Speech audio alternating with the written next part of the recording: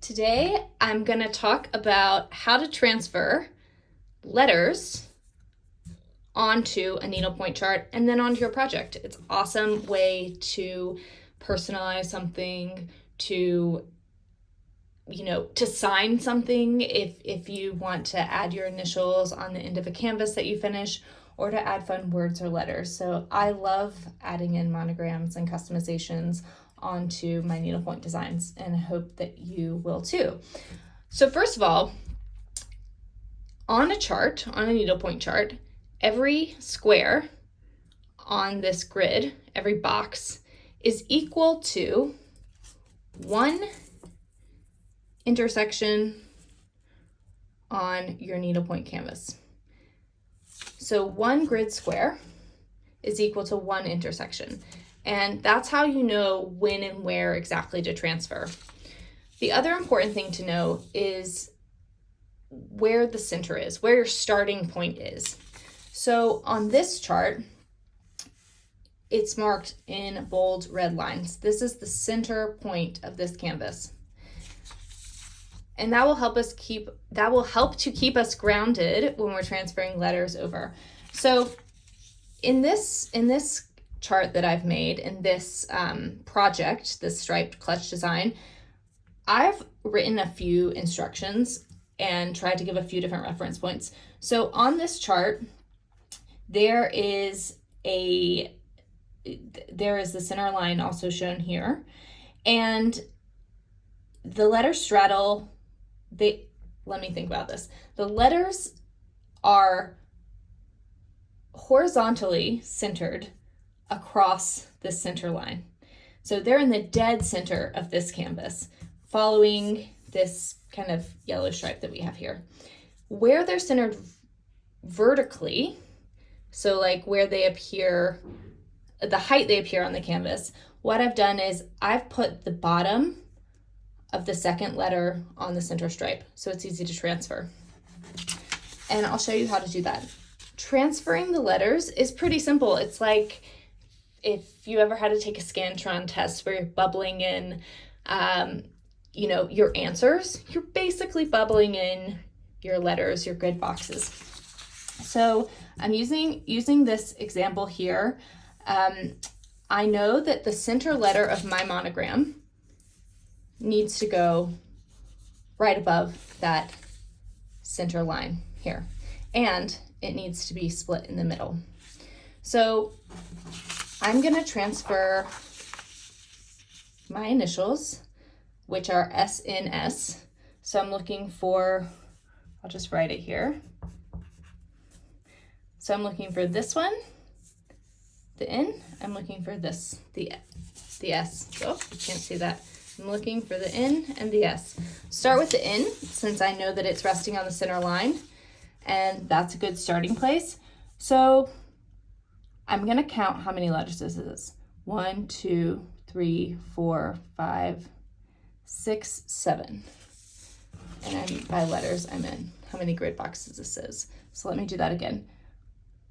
This is 1, 2, 3, 4, 5, 6, 7 rows tall by 1, 2, 3, 4, 5, 6 stitches wide. So if it needs to be centered, I know I need 3 on one side of the line, 3 on the other. And just to kind of go back to what these grid boxes represent, like I said, every single box is equal to an intersection on the canvas, and every intersection is equal to one stitch, 1/10 stitch, just to ground it for you. Okay, so I need to be 3 boxes on each side of my center line. Maybe I'll mark it here. And then this needs to be on the base. So there's 2 blanks and then 1 open. So there's 2 blank spaces, and then I'm going to start bubbling in. And what I do is I like to check off. So I'm like, okay, that's done. Do the next one. Check it off. I could also, I know that there's 7 stitches tall. So 1, 2, 3, 4, 5, 6, 7. Great. Then, so all of that is done, so I don't get confused. Then I'm going over 1, down 1, over 1, down 1 to continue making this in. Oops, made a little mistake.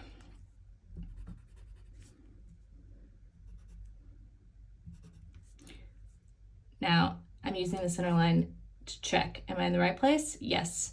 Keep going, over 1, down 1, over 1, down 1. All right, now I'm here to the final bit. 1, 2, 3, 4, 5, 6, 7. Yes, I've got my in done. Hooray. So now I'm looking back at the reference and I'm saying, okay, there's 2 blank spaces between each letter. Great, so I know that I need to start 2 blank spaces above the in. So that's where the bottom of my next initial is going to be. And you know what? I can go ahead and mark, there's 2 blank spaces below my in too. I can go ahead and mark that. So now let's do the S. All right, so I'm gonna again count it. 1, 2, 3, 4, wait, 1, 2, 3, 4, 5, 6. So this is 6 stitches wide, and it will be 7 rows tall too. All right, so again, maybe mark that center point, and that just helps keep it separated, keeps more reference points for us. So there's 2 stitches on the baseline on either side of the center. So I'm just gonna go ahead and mark that. Great. Then I'm gonna go ahead and do this so I don't lose it. There's 1 at the tail end where the S curves up, 1 stitch up and over, up and over. Great. Then I'm gonna start going around. So there's 1 stitch up and over with another on top of it. Then up and over 1, diagonally 1, there's another 4 stitches. So you get the point. And if you mess up, you can just erase it. It's pretty awesome.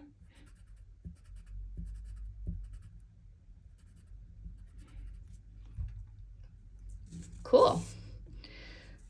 I'm gonna quickly bubble in the rest.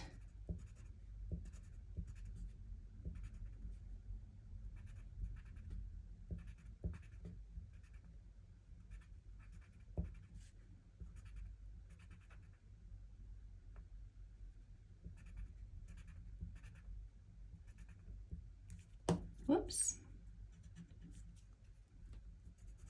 Skipped one. Messed up one. So then this now has become part of my chart, and I'm going to be able to use this and transfer the design to my canvas, and I'll show you how to do that a little later.